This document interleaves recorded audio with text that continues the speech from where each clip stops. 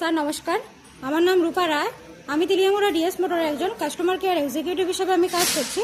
Sir আপনার নামটা কি আছে আমি কি জানতে পারিনি? আপনার অ্যাড্রেস? এখন বর্তমানে হিরোর কোন মডেলটা চালাইতেছেন? কোন জায়গাতে কিনছিলেন? কতদিন হয়েছে? 2 মাস।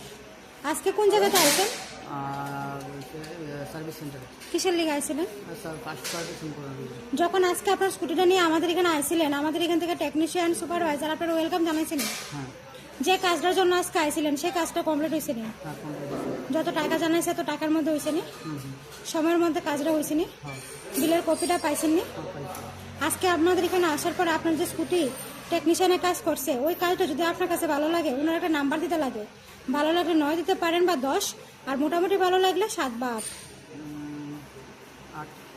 আজকে আপনার স্কুটির একটা পূজা দেওয়া হয়েছে, কিরকম লাগছে?